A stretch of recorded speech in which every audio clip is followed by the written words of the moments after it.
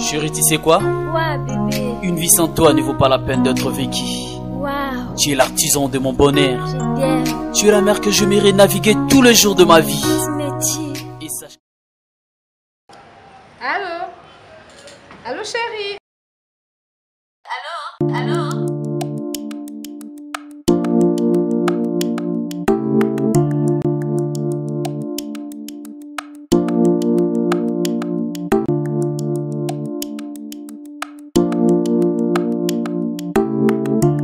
Madame. Allô? S'il vous plaît. Allô? Tu es très belle, madame. Merci. Réponds ta femme au téléphone. Non, madame. Allô? Ce n'est pas ma femme. C'est ma sœur. Ah bon? C'est pas la peine d'être infidèle. Si tu veux que ta femme devienne comme moi, un seul secret. Dulcie Cosmétique. Dulcie quoi? Dulcie Cosmétique. Dulcie Cosmétique, leader de produits 100% naturels. Dulcie crème pour le visage, enrichi au collagène. Pour l'utiliser, il faut appliquer toute la gamme.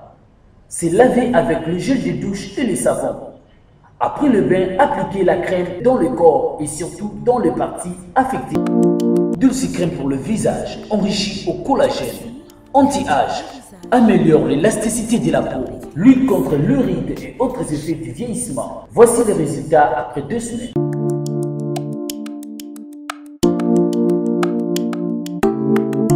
Dulcie, crème pour le visage.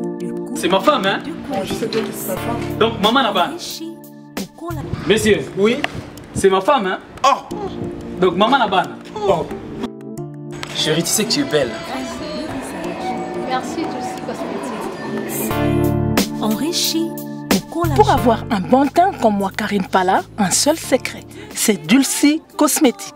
Dulcie Cosmétique en vente partout en RDC. Dulcie est une gamme cosmétique afin que l'humanité entière en tire profit. Dulcie.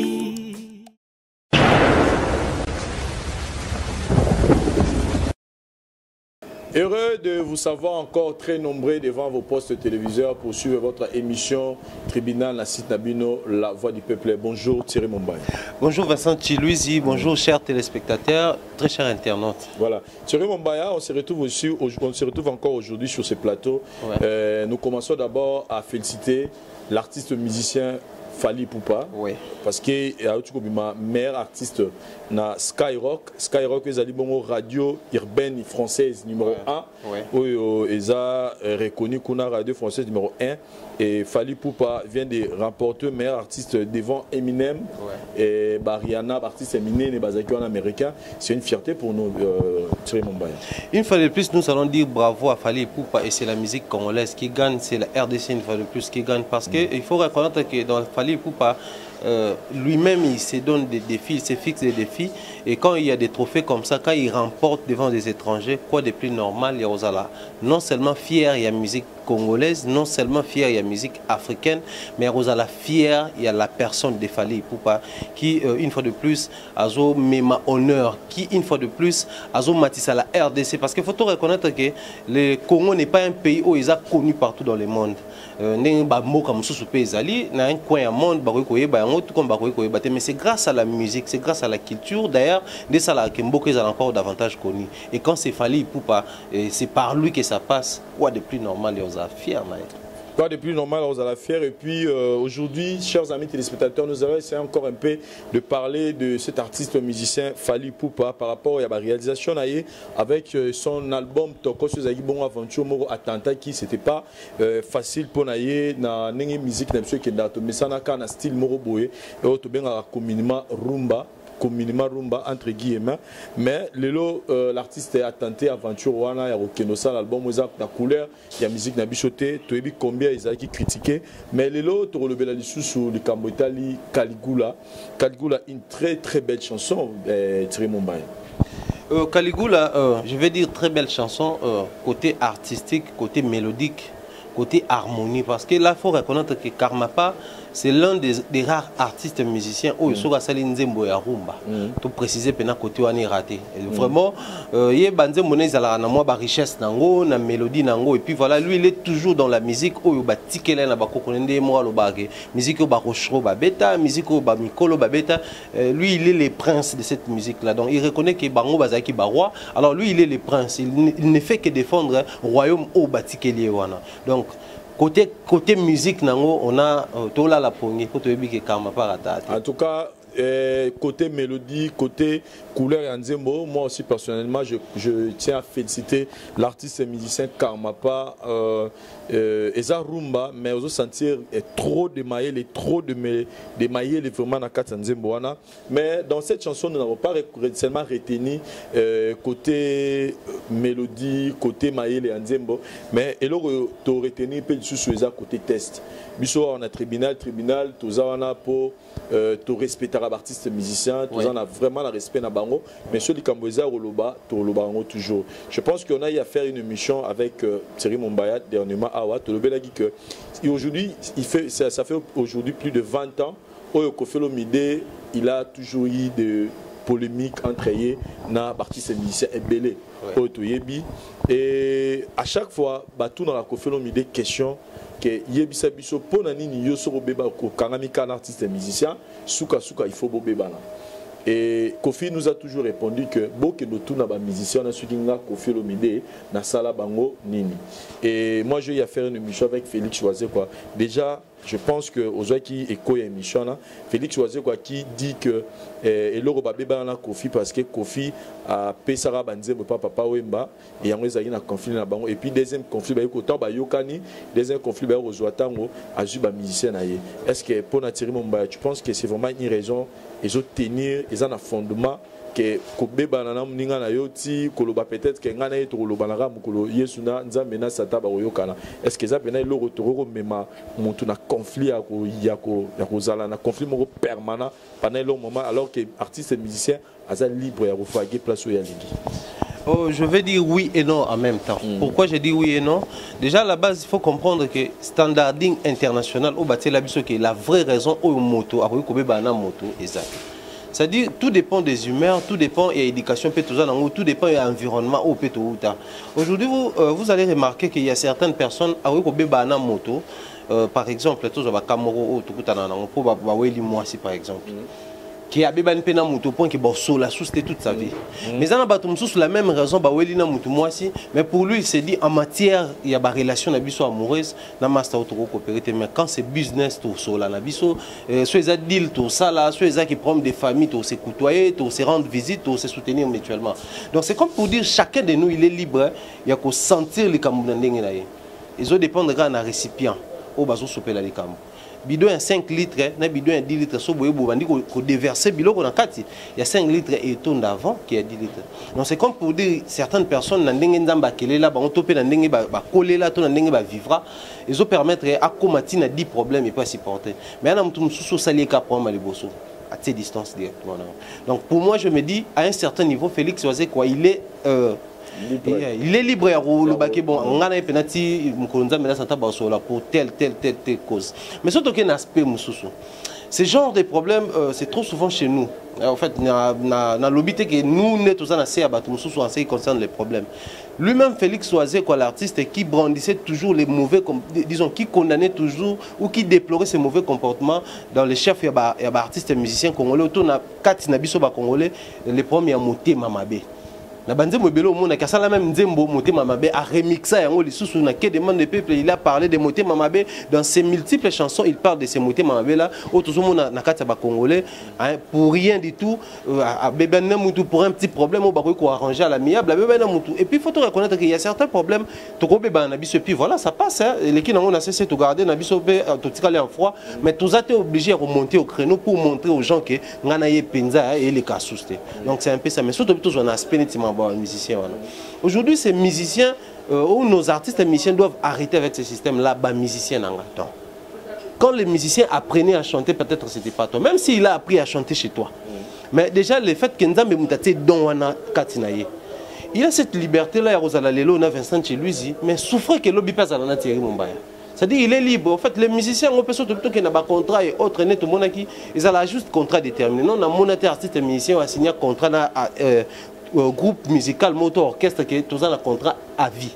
Je n'ai jamais vu cela, même ici, même pas ici au Congo, même ailleurs. Alors, ceux qui sont musiciens à se sentir que libre, bon, les lots, Nazaki Félix Oisé, quoi, vu l'intérêt, vu l'avantage par rapport au PSG, est-ce que cela doit vraiment être une raison valable pour que l'être être humain au hasard, quoi, mais dans la base, il faut que tant que résolution ana eurolobake musicien moninga avant kota na orchestre na faut bien leader wana déjà conception la idée on ezaki déjà mabe pour nga ezaki déjà de l'égoïsme vraiment besoin les kana Libye des bazote ka ba ndona biso to moni ezaki esclavagisme mais moi je pense qu'avec ça aussi c'est aussi une autre forme d'esclavagisme que musicien ça sous liberté ya rosala oya ligni parce que batumo ba yokani c'est vrai mon frère on doit se dire que mutazaro dessia moninga za raté on est tous des humains on est tous égaux sur la terre donc ils d'abord idée à ma baie et il fallait ce que la rare bon parce que tout le monde au linga vinaye bas dirigeant parce qu'on doit connaître la voix du peuple que monique na Afrique il faut pas faire que c'est mal tu trouves ce mieux alors il faut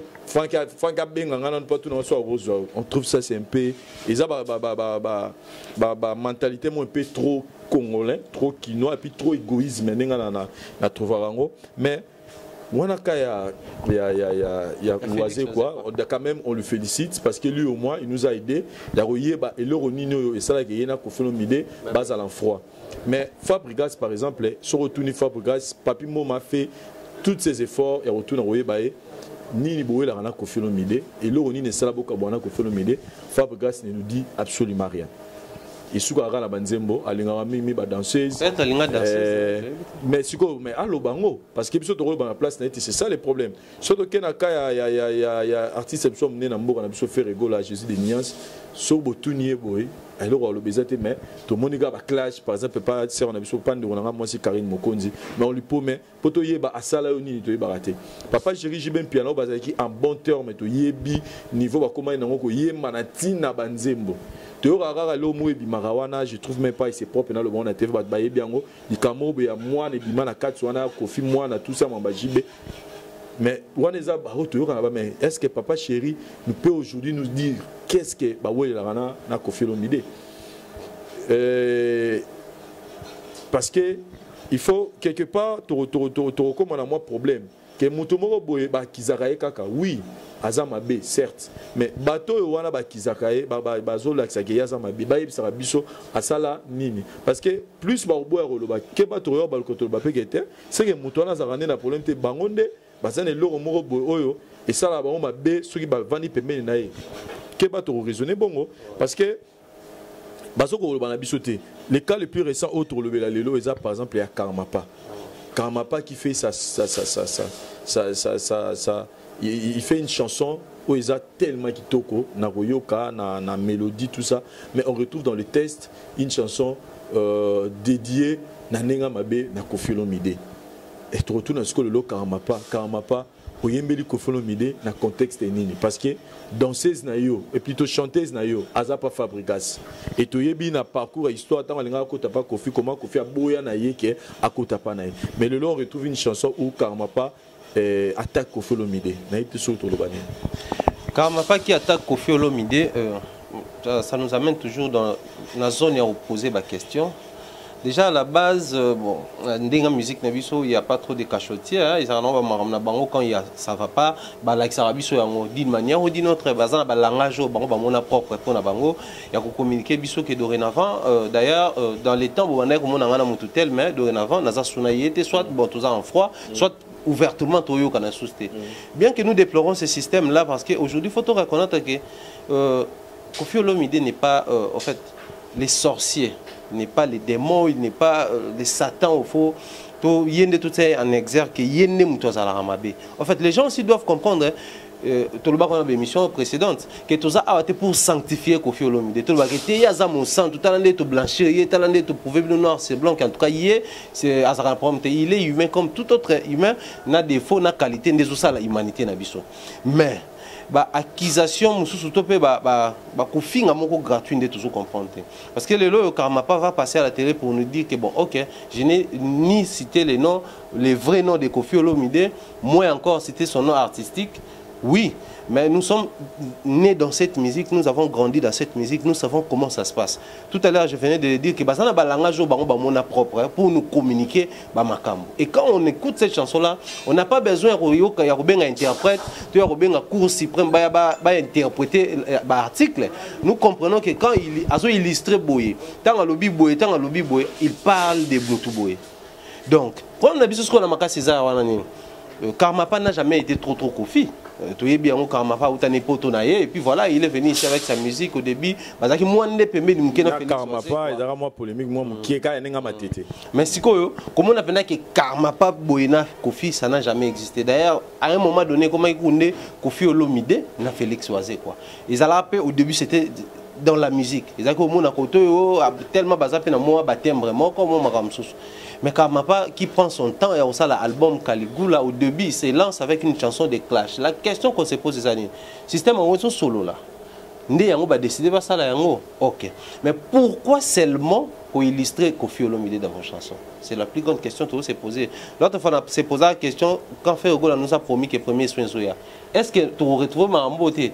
Tous autres là y a Fergo la pour tout basou aux alaté, c'est Karmapa qui nous surprend. C'est Karmapa qui nous a fait cette chanson. Il nous parle d'un artiste et musicien congolais, mais n'a pas manière et puis voilà. Comme on a vu ce on n'a pas vraiment besoin de ça, mais si ça paye, ok.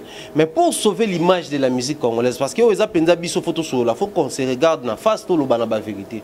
Koffi Olomide a fait nini na Karmapa. Si Karmapa reproche quoi na Koffi Olomide où il a trouvé les meilleurs canaux, tout ça les Nzembo. Ça éduque, ça apporte Tonini. Parce que l'aspect on a connu Karmapa dans la musique, il exposait des choses peut-être qui dans le moment insensibilité entre autres la deuxième femme. On a connu l'homme qui se permettait certaines choses. Moi tabou pour les uns, mais lui il se permettait de dire.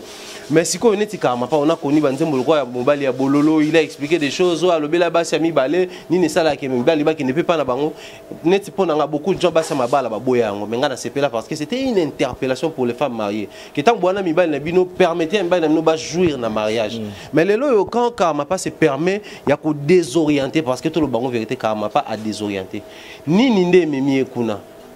Lui aussi il a ses droits, il a cette liberté ouais ebisa biso.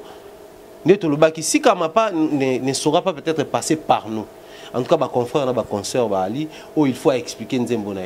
Moto a Karmapa, moto a liboso une émission, a tout d'ailleurs Nzembo ya Caligula a expliqué biso. Sinon, à la direct. Thierry Mombaya, Lelo, Tom Meganan qui réfléchit dans les Kambango. C'est vrai, Koffi Olomide n'est pas parfait, Koffi Olomide Moutoumabé, Koffi Olomide il se comporte mal, Koffi Olomide conflictuel, Koffi Olomide patati patata, tout ça. Oui, mais vous pensez vraiment qu'il y a une musique qui est Lelo? On doit vraiment dire que car Koffi n'est pas Zaramabe, n'a tout le monde lit musique n'est que Mikolo. Na o nyo solelo bisomo tout le monde parce qu'on doit être sincère. Aux hommes par exemple il monte à côté studio naé, il part faire une chanson rien que pour attaquer Koffi. Ba soinité, ba bébanité et l'aureté inimité. Mais na ba comportement monsieur tout le monde na lelo na leader na biso musique.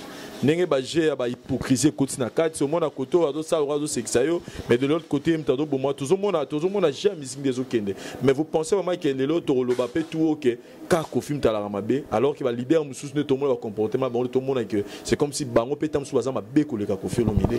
Vous savez aujourd'hui les gens de l'Europe, toujours à Europe na biso en France, Belgique, Angleterre, ba pays où ils avaient dans la moi musique na biso.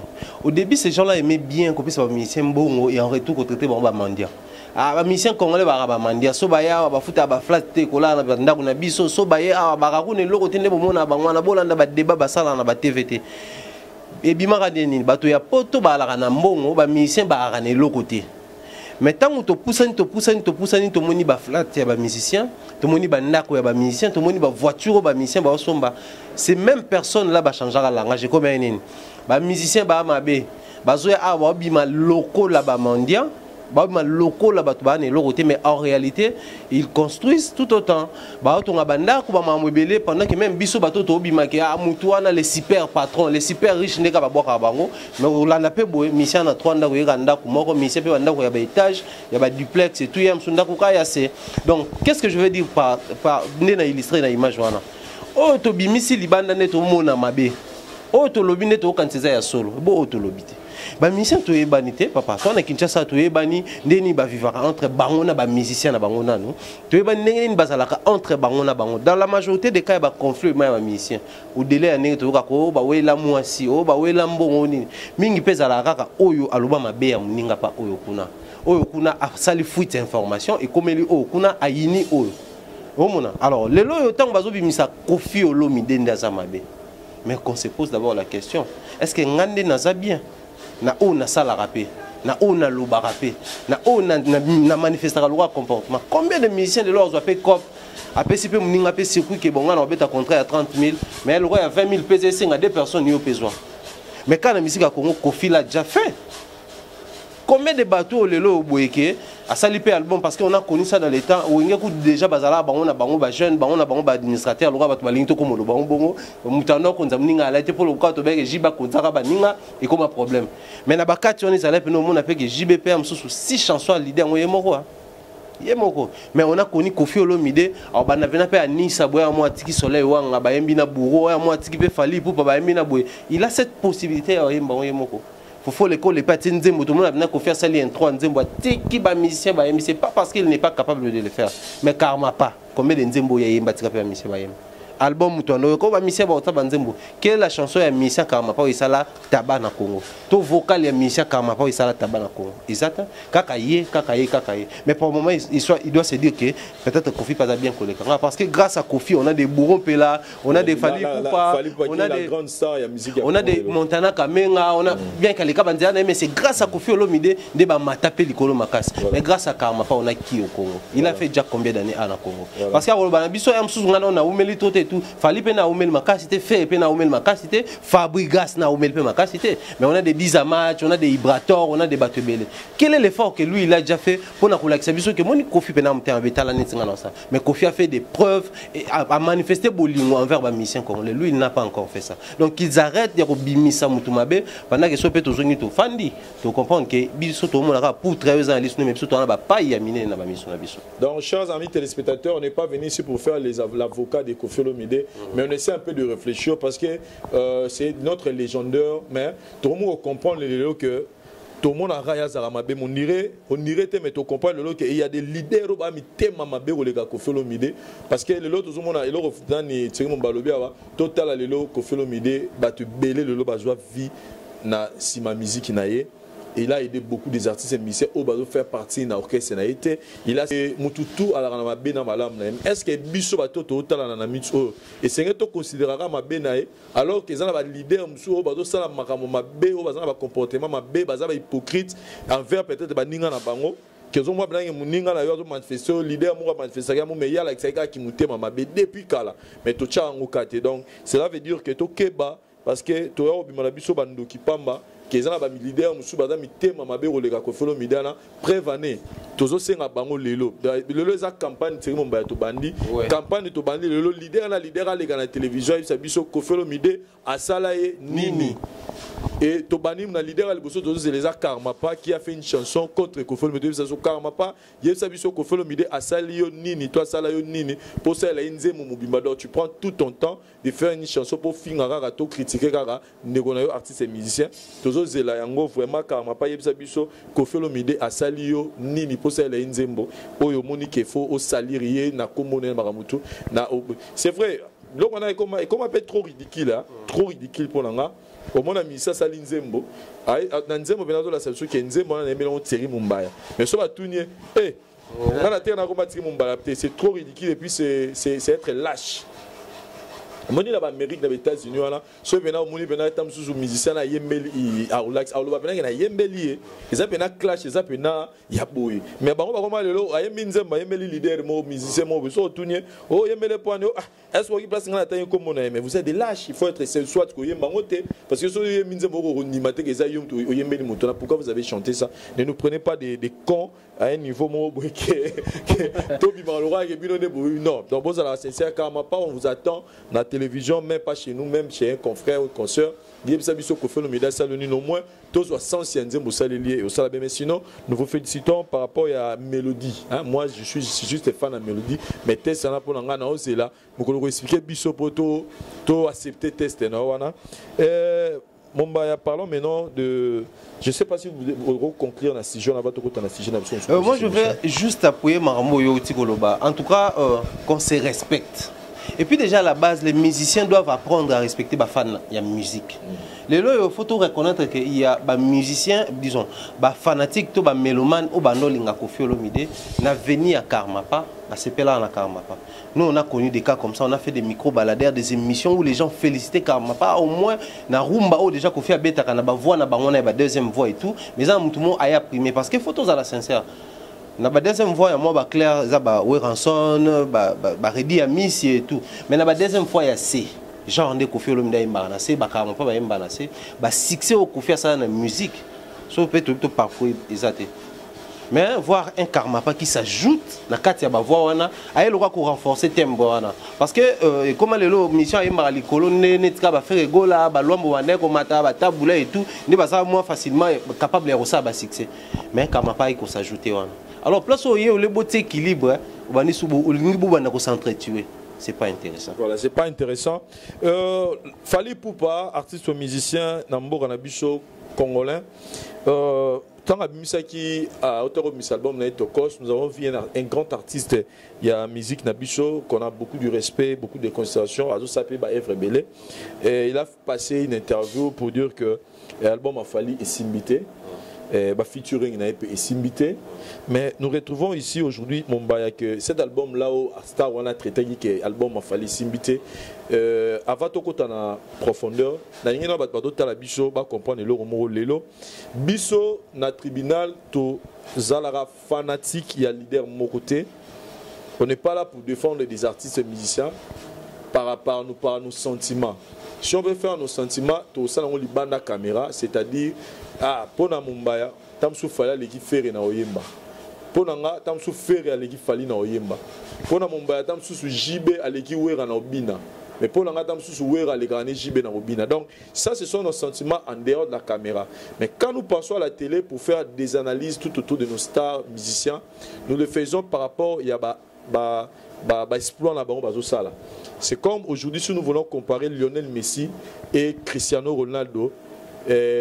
Comparer on a sentiment na bichoté que non ngai ponanga te ponet singa na lobango ponanga ba Lionel Messi qui Cristiano Ronaldo na beta balle on a ba sentiment nanga mais si je dois faire l'analyse à la télé je vais comparer Cristiano Ronaldo et Lionel Messi pas par rapport à mes sentiments mais par rapport à ma trophée par rapport à ma ballon d'or bazoa donc on doit se comprendre sur ce point donc nous si nous voulons faire aujourd'hui nous n'avons pas à faire des analyses par rapport à nos sentiments nous allons faire des analyses par rapport à réalisation bazosa là. Par exemple, on va compter par exemple année côté production scénique qui a primé plus que l'autre. Tobando compter. Fally Poupa depuis ici Tokos. Il a réalisé combien de concerts et par exemple Ferregola depuis ici qu'est-ce que j'avais dit a réalisé déjà combien de concerts et tant on compter le nombre de concerts c'est lui qui a réalisé plus de productions. On a l'album là-bas, c'est qui? C'est par exemple Ferregola, par exemple. Côté album, côté chant, Nani a réalisé chant et ça y a une partie sur le marché. On va se référer où? Naba trophée au Bazui. Par exemple, le lot na Oetali Barumba. Barumba na 2017, nga le lot sotuni ngai Vincent meilleur rumba 2017 les années dans le bas BM il y a hérité Watanabe. Dans le bon point parce que ça a été primé na Power Music. Apawa barum bezaki et belé tanama kiwana mais na apawa ba tuba primé bem comme meilleure chose donc lelo même moi na wa botama na 2040 Ce babine, c'est la recherche, quelle est la rumba qui primée meilleure rumba en 2017. Soit à côté de Google, Google a même été na Apawa, on a bien mérité Watanabe. Donc c'est comme ça qu'on veut faire maintenant nos analyses. On ne veut plus baser nos analyses par nos sentiments. Donc Bafan a fait rigolo, Bafan a fallu pour Bafan a Wera, il y a JB, il y a Kofi, il y a tous les autres musiciens, il y a Héritier, il y a Fabrigas. En tout cas pour ces points. Parce que nous voulons maintenant parler des réalisations. Et c'est seulement les gens aussi doivent savoir que les musiciens ils sont conscients de ce que tu le bas. Ils sont conscients. Je sais que par moment, fanatisme, on peut avoir doute et moi difficulté à accepter la réalité.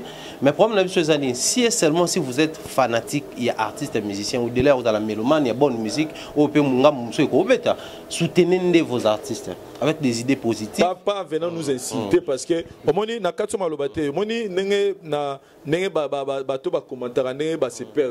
moi, c'était tous les fans de Papa Chéri Jibin Piana ils se sont abonnés sur la voix du peuple pour la plupart bazarana pour au finganga au fingara Jibé au lingara Jibin Piana j'ai été traité de tous les mots de tous les mots mais lelo est baluki lelo c'est tous les fans de Papa Chéri Jibin Piana qui commencent à soutenir mes propos pour bamonangi na loba Kamoro et s'appelle ça bangodon. Excusez-nous, nous ne sommes pas là pour vous plaire, acceptez au moins souffrir. Ce qui c'est pas parce que tu l'as mais parce que les Cambodgiens bongo. Donc les fans vraiment veuillez nous excuser pour ces points. Vraiment, donc comprenez que vous soutenez les artistes et musiciens et puis à chaque fois il y a information. Comprenez que biso bolandara biso est belé.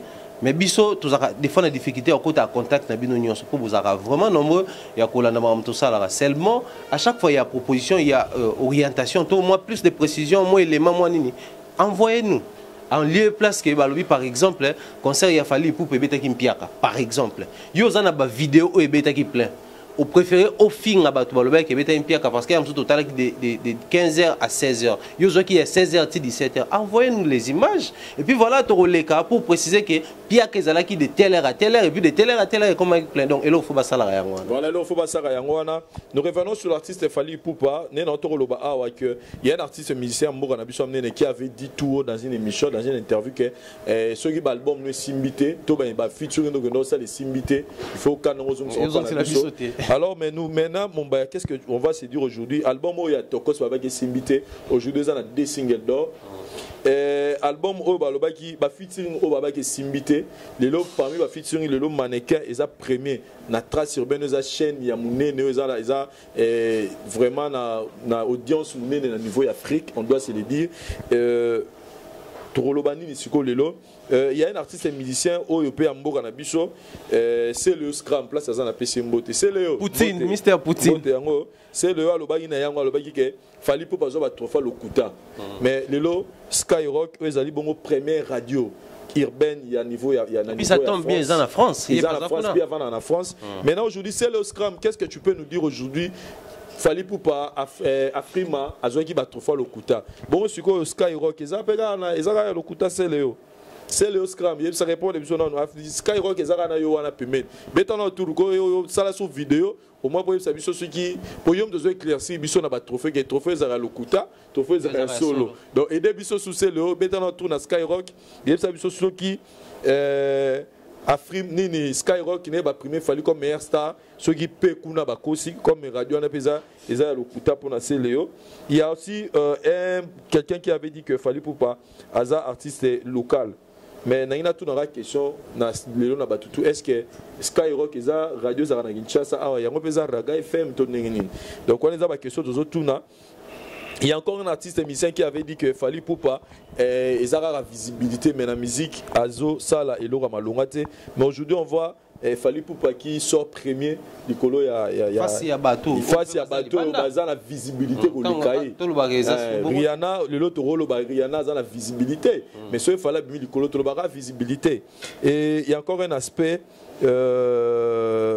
il y a David Monceau qui avait dit que Yem Tassala Fally, mais nous retrouvons que Natokos et Tokos et Bimisi Fally Ipupa meilleur star. on dira encore à David Mosso, David, Néni, si vous même la chose Mosso souté, un peu si David Mosso de voir comme il aime ta salle Fali, Azo sous star, moi c'est la biseau comme ça, mais maé comme ça, Warner, Auto Universal, va récupérer pour que Azo sous visibilité, ma casse quoi là. Mais d'abord pour la titre, on est un meilleur star, Mumbai Alobini. Moi je vais dire ceci, au niveau de l'eau, il y a raté comme par hasard. Déjà, il faut reconnaître qu'un bon travail est portable à fruits. Bablo mususu siko tobenga fruit ezalaka mérite ya nzete te fruit ezalaka mérite ya musala o nzete zo sala ya robenda ba sève mambo belé ya kozana mabelo eza approprié et puis ne omona ki e porter fruit. Donc si aujourd'hui Fally Ipupa azo rafler ba titre ba trophée, ça prouve à suffisance que quand il faisait sa musique là, beaucoup de gens, au début, tout ça, qui, moi, sceptique face à la musique, beaucoup de gens, les artistes, surtout, traiter la rêverie, c'est comme s'ils voulaient se lancer dans quelque chose, et éviter comment ça se passe. Alors, pour nous orienter, de tout. Mais aujourd'hui, il fallait pour nous prouver que tout un état artiste et musicien, ou à Congo, à Kinshasa, mais il peut avoir la possibilité, il y a se lancer dans la musique à salle habituellement et puis à taper bâton kuna moins pression à soit moins trophée parmi baron parce qu'il faut reconnaître que Fally Ipupa était classé parmi les artistes et musiciens africains au bazo beta musique wana mais classé parmi les artistes et musiciens au bazo beta musique wana ils sont africains européens il y a Amérique ou partout ailleurs ils ont qui catégorie donc nominé Alaki et puis lui il a réussi à Rosala Likolo na bango donc c'est là n'est pas seulement consommé par les Africains mais même bateau misana ko la mukana musique wana c'est pel na opéra. Voilà, maintenant cet album c'est comme vous avez dit que Ezaki tout le monde a dit que c'est comme s'il fallait pour passer l'erreur et ça tokos fallait pas attirer la rana rumba mais avoir tous ces résultats mannequin premier na trace urbaine et loko oyo ça a pris vraiment beaucoup de temps na trace Afrique aux la première il a rapporté trophée na Afrique Mawa Toye Koto Skyrock publicité meilleure star internationale la chaîne à Baron Skyrock et radio reconnue. Et est-ce qu'aujourd'hui on peut se dire que biso netozaki biso bato to ndol ba Fally pour passer l'erreur to continuer ko lobango to changer langage au lieu de continuer ko lobango tout le monde to comprendre comment ça se passe. Surtout je vais beaucoup plus m'adresser aux artistes et musiciens congolais. Vous savez aujourd'hui la musique est en vol musus et na bossa nga jouer lengo deux singles d'or. Premier musicien artiste et musicien congolais maître Gims Sochage Mimili bana na ndenge ya Congo na ndenge ya biso kin premier musicien na mboka na biso zo deux singles d'or c'est Fally Ipupa et pour l'album oyo bango balobaki les albums Yamabe à Salerère ndenge tiki rumba. Pas aux mélomanes aux artistes et musiciens nous allons dire il faut des fois comprendre les temps. C'est seulement en fait nos artistes et musiciens ils ont un problème il y a lecture et temps. C'est-à-dire par rapport à la vitesse, par rapport à certaines choses. Au début, tout ça cannabis, beaucoup de gens nous traitaient de rêveurs et tout. YouTube, en tout cas, beaucoup de gens disaient ça. YouTube, mais c'est aujourd'hui qu'ils ont compris que même Nakati y a Babilo y a YouTube, ils ont une excellence. Il suffit qu'à tout talent bien. C'est presque le même qu'avec Fally Ipupa. Lui, il avait compris. Les lots, au monde a slogan, on fait comment on a danger, on a mais makamusu artiste musicien balobaka, bino na bino faut banda ko sa lecture na yango. Quand Fally Ipupa par exemple dit trop d'avance comme Rolls sur moto par exemple. Si on a un artiste et musicien, on a un challenger, il y a Fally Ipupa par exemple. J'allais dire, qu'est-ce qu'il veut communiquer par là? Qu'est-ce qu'il veut nous dire? Fally Ipupa tant à musique naïe parce que j'aime bien faire la lecture, il y a des slogans. Nous même dans l'émission Fabrice Antoine sur des slogans, il nous disait au début dans un accord de déverrouillage. Il voulait commencer quelque chose peut-être au bateau belé bandé lui il savait comment déverrouiller la chose. Et aujourd'hui il nous promet qu'il y a trop d'avance comme Rolls-Royce sur moto. C'est pour dire qu'il fallait tout ça à la lecture nango. Et aujourd'hui il a prouvé que et là on a ça là, je sais que dans le secteur dans le milieu nanga mal accueilli. Mais le quoi dans en avance, je sais que aussi mbaté na ko bundana ko simbaté na ko bundana bateau ba bundisa te simbaté mais na ko bundana na ko simbaté donc tant que zo simbaté moto azana maye la sala radine aluka comment faire pour que eloko ezo simbate et simba non comment faire pour que bato ba bundisa nga batiko bundisa parce que les oppositions et ozalaka kaka bato ba bundisa biso ba ozalaka kaka mais siko toluka neni ni olonga bitumbana moi je le dis tout haut j'ai toujours été fier de Fally Ipupa non parce que je suis fan club musique na niveau monsonné non parce que toujours assorini non mais parce que c'est quelqu'un au moins il a des nerfs solides je l'ai toujours dit fallait ta bani musique na émission de bossa no bani to créer génération naza moi na mobali oza la soutenir te loko oza déjà moi à mobali quand tu te lèves le matin tu as la meilleure lobby ah ngana moi mobali donc bundana ki moi na mobali wana simba et voilà Lelo Fabregas qui nous avait dit que je bénis quelqu'un un chanteur congolais qui prétend être américain par complexe mais il fallait un mili bossa américain na Skyrock na liste Eminem c'est un américain non ouais abimisko likolo na maintenant ce que tolobani. On va bénir un chanteur américain qui prétend être congolais par complexe. Voilà, chers amis téléspectateurs, non, mérite. Il faut mettre la bamboko. Il faut lobela. Moi aujourd'hui, j'essaie un peu de faire le bilan. Depuis Toko Sebimi, Fally Ipupa Azaka n'a pas de déplacement. Même au moment où nous parlons, le 29, le 30 et 31, na Côte d'Ivoire et après, vraiment la tournée Moulay.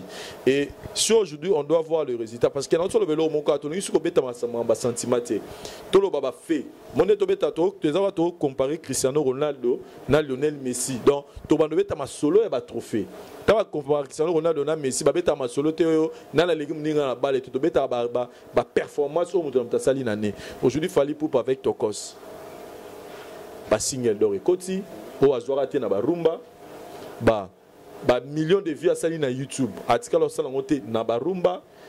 Na Haïti ni na yewana niveau yo à côté ici article ça la monter na barumba na ba chaîne na ba trace urbaine na ba chaîne belé trace urbaine quand ba chaîne belé a nini mannequin et kanga qui premier na hit parade so total na ba tourner sa façon artiste a sollicité sur le plan Afrique tous les monde n'engeni bazo sollicité partout il a au moment où nous parlons azo beta en Afrique et il y a ça un concert aux États-Unis donc on ne peut que applaudir l'artiste. On peut que pour lui l'artiste, c'est pas parce qu'on est ses fans, pas parce qu'il est donné, mais on fait que voir où il a réalisé. On n'a pas dit que de diminuer les musiciens, mais l'autre la réalisation, on trouve qu'il a beaucoup réalisé dans l'album Otokos et nous aujourd'hui, on peut l'encourager à continuer dans le style parce que style ils ont continué à faire le porte Thierry Mombaya. Et puis je veux ajouter un petit truc, Fally Ipupa félicitations. Pourquoi félicitations? Fallait avait compris que dans un album moko et aux alamoi genre libanda trop, mais dans un album moko rumba. Fallait aura comme ça on son balenze là moko. Tout compare comme ça rumba liboso. Mais spirituellement, parce qu'il y a trop spirituellement, il sentait que cette musique est boostée dans la place où on a été. Alors, mon Tokos c'est aussi bon. Qu'est-ce que Tokos va faire? Va récupérer l'album qui va venir au Rumba. Oh, et comme il s'en fallait à niveau Morobo et au même au-delà de Tokos. Et le plus important, lobby, on est en train de partager avec quelqu'un. Vous savez, Papa Wemba, on disait qu'il est de génération en génération. Pourquoi Papa? Parce que Papa Wemba, il savait s'adapter à la génération Nyonso. Moi, je vous dis que Lelo Fally Ipupa na rumba, il est parmi les meilleurs. Ouais. Il est parmi les gens qui font bien les rumba. Tu peux préciser le quoi? Dernièrement, j'ai été sérieusement dérangé pour ça. Tant que Vincent Chilus a tout neti boisiko, tout le banana l'équipe Fally Ipupa na beta rumba. Aïnga le baté Fally Ipupa l'équipe battion sur beta rumba. Mais citer seulement le nom, il y a muto bomon qui a l'équipe et puis tu retournes la question sur base il y a éléments. Et puis nga le baki dans ça dit na nga lo baboy. Il fait bien la. Nga lo baboy, nga lo baboy que nga lo baté que Fally il est le number 1 na rumba. Nga lo baki bato bozo konane Fally Ipupa que à Tiki Rumba, pas ça la style Moussous. Vous pensez que vous faites mieux le Rumba que Fally? C'est ça que je disais. Donc lui, donc ce qui est totalement Rumba, il est parmi le meilleur. Pendant qu'il participe dans le monde entier, on reconnaître que à ça la Rumba bien. Et la preuve, surtout qu'il y a YouTube, meilleur Rumba, ils ont la vie est belée. rumba oui ça va vie belé les lots c'est service au fallait donc pas de commentaires sur ça. Nous on parle net au but tobeta masula ba sentiment la bisoté. Donc moi quand je dis que Fally il est le meilleur na ba rumba, je parle à travers ba preuve na ngezani service. Ce que yon de ko temps lobi que Fally n'est pas meilleur à rumba. Yelanga rumba oyo ezan impact que les gars service na YouTube to na ba iTunes to na place moussous. C'est ça là où nous nous situons maintenant. Maintenant nous ne va plus parler des on ne parle pas des sentiments, on parle maintenant des réalisations. Et puis quand je parlais de Papa Wemba, je dis que Papa Wemba savait s'adapter à la génération. Aujourd'hui, je vous dis, Tokos, moi, j'ai des naïbis, na 15, 16 ans, 14 ans, 13 ans. Ils ont organisé mon mannequin et ils étaient tous en train de chanter. Je me suis dit, waouh! Donc, Fally Poupa, assez azui, génération, il y a Mikolo. Maintenant, ils ont préparé déjà 10 ans, 14 ans, 13 ans, donc à quelle musique il y a donc à Kanipé déjà donc à Rumbaza Abi n'a récupéré d'abord récupérer génération à 13 ans, 14 ans, 16 ans bakola déjà nangai. C'est comme ça que papa m'a aussi travaillé. Papa m'a nous a donné émotion tobina basai sai tobina okoninga na izaki izo sanga na rap na mambo belé na kati mais après balema te obeta biso voilà. Donc, les gens doivent comprendre maintenant la vision de l'artiste que Azo préparé donc Azo bête la musique à l'élo, la musique ou et accroché na bano bazo la lobby. Voilà donc que nous pouvons que à produire l'artiste et musicien Fally Poupa pour abîmer meilleure star international à niveau de la chaîne Skyrock et la première chaîne urbaine à niveau de la banda kuna bisonso mutaro télé melangazate et là c'est petit singa sous Mombaya c'est la première fois dans mon star musicien congolais a joué titre Morobo et que ba musicien tout mutaro télé melangazate ba tout ba numéro oh mais anine ndebo siko moni ba slogan ngana même ba on a ba slogan ba pesa biso tant fallait aloba er mo tembesili. Ils avaient tête d'esprit mombala. On a dit que je veux faire quelque chose. Oyo, tant que mais la frime, tant que mais la bouée. To karabon koto tembesa nini ici là. Ngai lo na ndosenga ba musicien beaucoup na courage de beaucoup mninga ba album bota fiche na beaucoup ma peine courage ya rolobata félicitations l'artiste et musicien congolais cité na hote. Mais to yebi que cet artiste il est fier de la musique de son pays. Voilà. Bah nous ça avec ce plaisir. Voilà en tout cas chers amis téléspectateurs, ça c'était nos deux points qu'on a voulu un peu partager aujourd'hui dans émission na Bicho à l'autre tribunal. Nous avons parlé de Caligula, nous attendons Karmapa venez nous dire qu'est-ce que Koffi Olomide vous a fait pour ça la et puis nous félicitons l'artiste et musicien Fally Poupa. Quant aux autres, emboîter les pas et Andogonabiso, tout le but est que Rumba Zamabe, Rumba Kitoko, mais Boye Bapé ko s'adapter à la vitesse parce que les lots, Oyo Akesa là, total à l'eau résultat, ba reconnaître à bon, ba reconnaître à nzete, na ba fruit nango donc les lots. Tokos et boti ba fouille belé et boti ba single d'or et boti ba trophée et boti ba production donc ça prouve à suffisance que et puis nous vous annonçons déjà que bientôt l'artiste et musicien Fally Poupa zo bana promotion ya ba festival donc ezo kenene kara bien donc to féliciter artiste na biso quand des photos de maboué tozo c'est la pe faire là. assez la biso exploit avec ce que j'avais dit. Nous croyons à cet album, nous croyons à la rumba, impérateur de la rumba congolaise, Ferrego là. Nous croyons à votre album parce que Vision Moutouffo il va vous soutenir en gros.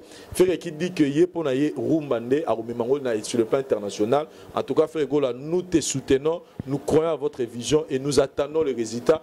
Quand les résultats seront là, Ferrego là, nous viendrons sur ce plateau pour te défendre, pour te honorifier yo par rapport à la résultat sali. Nous attendons héritier Watanabe pour notre prochain album naïe à Osana encore mieux. Nous attendons aussi Fabrikas Yela Biso à Mr Biso Ozana. Tous c'est là ba mérite à Ozana. Ceux qui Ozana héroïe la Biso ba trophée, ceux qui Ozana héroïe la Biso ba héroïe la production, héroïe la yo ba titre ba single d'or, pourquoi pas. Toujours c'est la Fabrikas pour le Belango et pour tous les artistes et musiciens. Tous pour nous touter. Aujourd'hui, nous félicitons l'artiste et musicien Fally Poupa parce qu'il était trop critiqué pour l'album. Oh, mais jusque là, on voit qu'il y a de bons résultats. Président Denis Ngambani a fait le roman Lobby Vincent et ceux qui m'ont caminé sur Sili et le retire les alara vérité. Merci président Denis Ngambani, la grande dame Julie Kitima, Adjiji, Lelo Mikolo Bazo c'est plein là Gladys Ngama, en tout cas on peut belle place aux Akuna et puis Mbote Nabiso et puis na Carmen Fontaine Motema, il y a Martin Bokanga, soldat américain, place aux Bambote Belé. Chombele Moutou, Bambote Belé, place aux Ali. Kelly Charleston, et si quand on Lokaka, Kelly Charleston au Canada, Bambote Belé, place aux Ali. Et puis Thierry Mombaya a habité un mot par rapport à Sigène Abissoa le puis quelques dédicaces. Je vais répéter le président Lobagi. Sommes Nyon Sili. Vérité comme Tetikalara. Quoi de plus normal pour souffrir de la vérité bimaka. Nous allons demander aux artistes et musiciens de comprendre qu'aujourd'hui le tribunal les a vitrines où ils ont ça en sorte que na un certain niveau bateau bazwa ki oya binoté bazwa yango lelo boye omoni beaucoup de gens vont comprendre que ah bon fallait pour pendant Skyrock comment on souffrir avec ba ignorant. Comprenez que lelo nous faisons un grand travail pour la promotion d'abord culturelle yambo cannabis et puis pour sauver l'image de notre musique ali na ba makambo mike ezo salama. Nous sommes là juste pour vous conscientiser par rapport à l'analyse de Zosala. Donc Nenge Vincent Chiluza lobi emboîter les pas à bao bazo sala mieux que bino to bao bazo sala o no bino bosalite o kenamno liboso cher karmapa. Nous sommes là en train d'attendre ce que vous en courage à royana tribunal. N'hésitez pas to zala wana pona osola na yo contacter les journalistes ba chroniqueurs to pe ba concert na biso pobo sur la Sioli Kamango. Je pense que au sala biso plaisir. Nous allons dire nos V hein, je présente mes V ba V à bonheur en tout cas na couple Ngambani pa président Donis également à Adjiji Jili Kiti m'a fait président Adonis Ngambani Nassir et au sala bango plaisir comme on a musala on est tout continuer on bien bébé star Prince Ori Lael Ngambani pourquoi pas Coco Mills Colette Ngambani également et Cheveri Muzango depuis Kinshasa et Cheveri Muzango na santa appel mais to sola neza la Carmel Fontes il y a Pembe Motema les soldats américains Martin Bokanga, pourquoi pas ma famille, mon mentor Jean-Claude Longangue, maman chérie, maman Rose Faliala, Sarah MK, Ningezala toujours depuis les États-Unis, l'ange des États-Unis, également Blaise Wallon, les partenaires de Thierry Mombaya, moi en Afrique, beaucoup vite fait na Facebook, Ningezala Kaka, beaucoup c'est connecté, qu'on a besoin. Plus de 143 fashion, donc Bosomba. Et puis, il y a recommandé. Grand merci Vincent Chilouz, jusqu'à preuve du contraire, ma bézanante. En tout cas, ma bézanante, on sait tout ça dans savoir vivre. Merci. Nabande Retour Botali, moi aussi je pense à Coco Mills et Colette Ngambani, place aux Ambo Tebele, Guy Laurent, Nakata, il y a Nairobi, Wana Mbote Nobele, puis Guy Laurent, le prince de Nairobi, je vois Ange Mondi, Nakata Dubaï, et puis je vois mauvais Rami à Mississippi, Nakata Dubaï, Wana. Là, je pense aussi à mauvais Luki Obalt. Balobi, l'album Tel Père, Tel Fils et joué avec Amel Djana, Diane Kamanga. Et puis, je dis merci encore. Na Echeveri Muzangu, le très spécial paradis fiscal. Paradis fiscal, Motebe Place Oza. Merci na Dieu merci et na Yannick pour la cible biso bilili lelo. Merci na bandeko tout botal émission Oyo et courage et force na partie émission Sonyo Sotoza na posa musique en Keneka liboso boza fierté na biso ba congolais et comme Thierry Mombavin de lire ici et ça vitrine na bino Yamala Moza to loba ma beza to télé mais là pour que musique est toujours liboso. L'actualité continue sur votre site La Voix du Peuple. Merci, bye.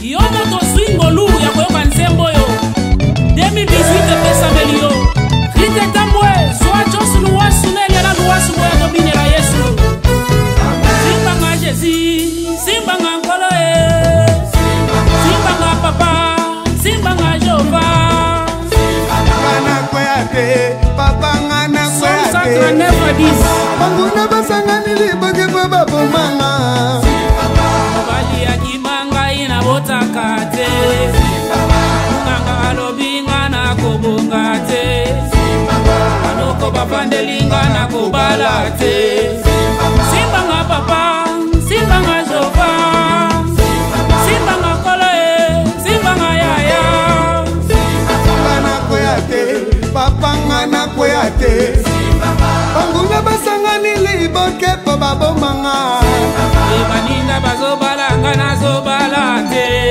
Baninga babotanga na zobotate Baninga bazobikanga na zobikate Babela Yesu babela Yesu Babela Yesu babela Yesu Babela Yesu bakoma na mbongo babela Yesu Babela Yesu bazwami kanda babela Yesu Alekako bakomi na mbongo bazwimi kanda kimi Yesu yo Bawangani Yesu yo Luka 17, 11 à 19 Banimi enterré Okotikala na sonie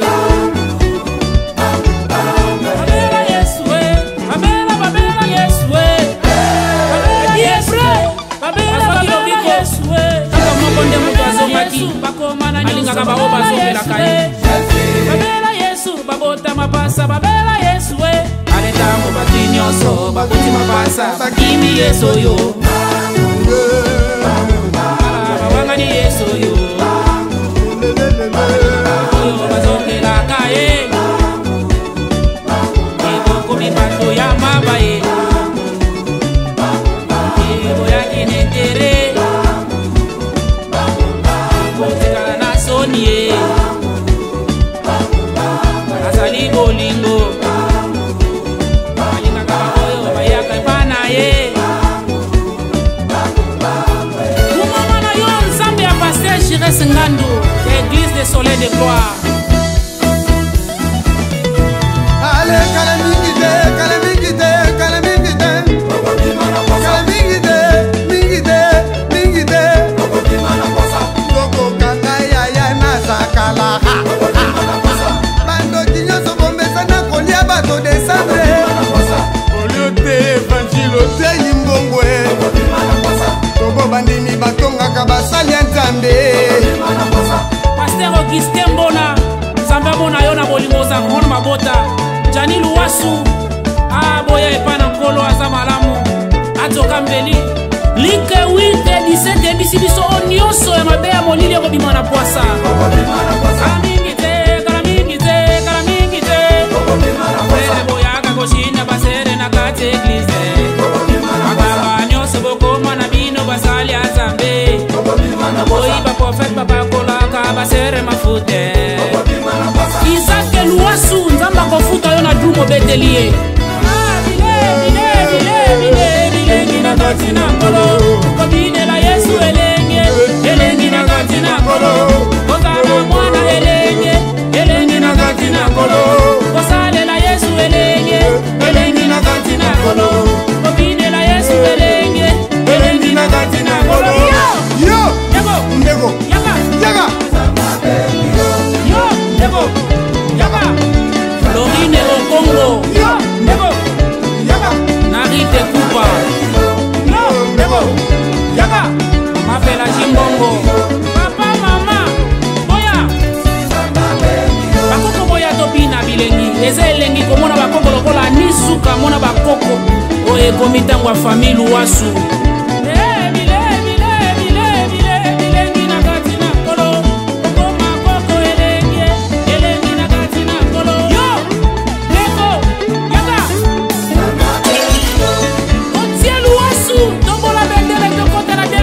avec gloire.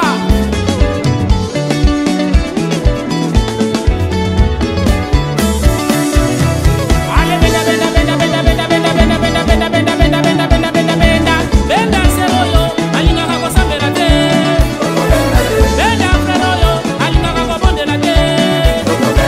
Benda, papoyo, alingaka kosambela te.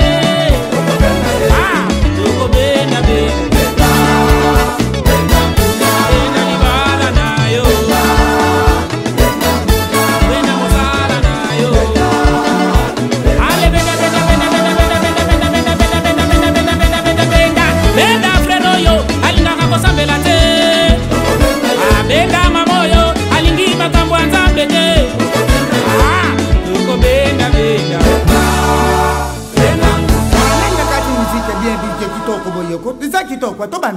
Papa ngana banda koyemba.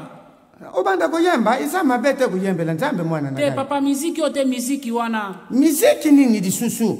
Kasi muziki obaliaka batu te. Obazala ke bele wana baliaka batu muziki butu ya mboto. Obalia na bango na bango. Te vienga Dios mwana Nzambe alobaka bongo te. To benda bango kati na kolo poso ki moko abongwa ni na lole za feti. To benda bango na kati na kolo. Eza bien petit loko bimisi bango na mkwasa. Ale soko na benda bango di. Benda benda benda benda benda benda benda benda benda benda benda